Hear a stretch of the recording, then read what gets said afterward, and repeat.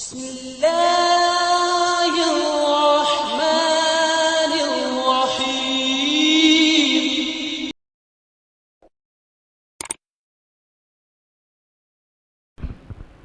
ابو داؤد شریف میں کتاب اللباس میں یہ حدیث یعنی صحیح ستہ میں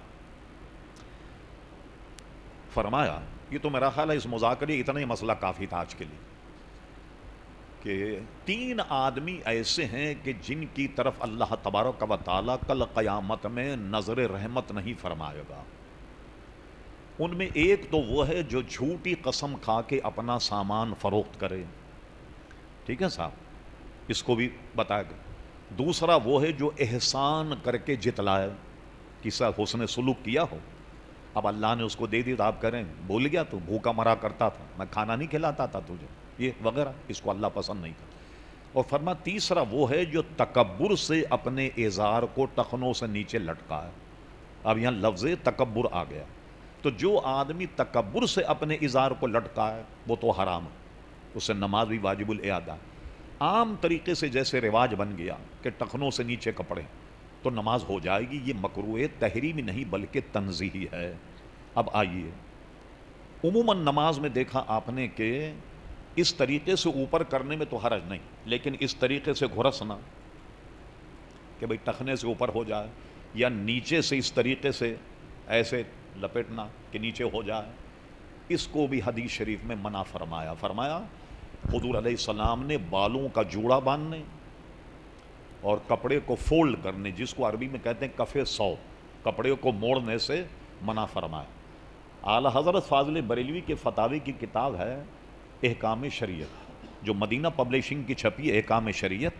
اس کا صفحہ نمبر 17، 18، 19 تینوں صفحے پر اسی پر بحث ہے کہ کپڑا گھرسنے سے نماز واجب الاعادہ ہے،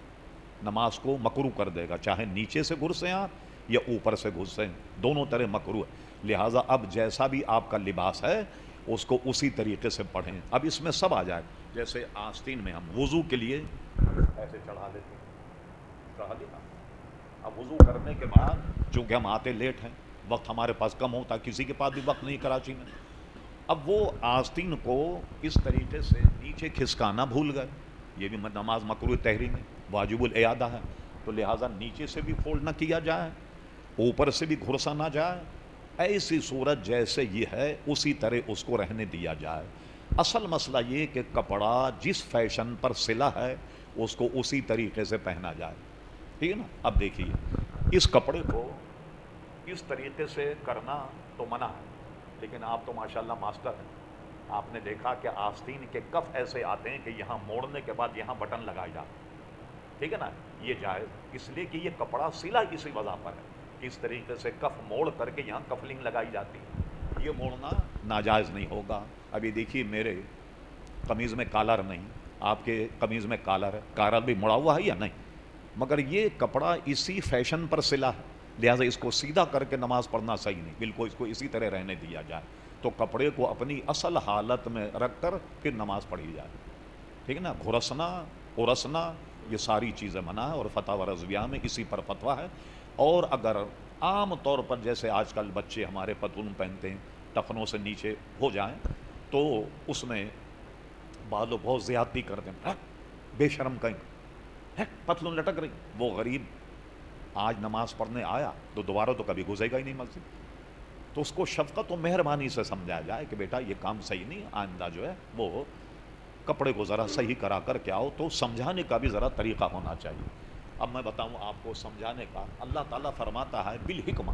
واعظ کرو، تقریر کرو تو حکمت سے کرو۔ امام حسن رضی اللہ عنہ نے ایک شخص کو دیکھا جو غلط وضو کر رہا،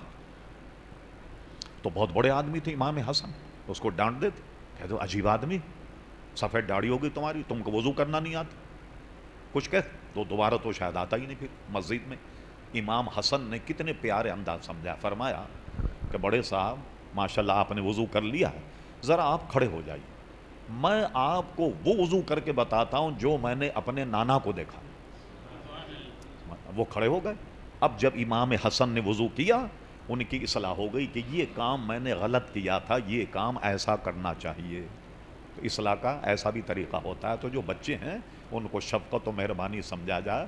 کہتے ہیں آج تک کے لیے اتنا ہی، پھر آئندہ انشاءاللہ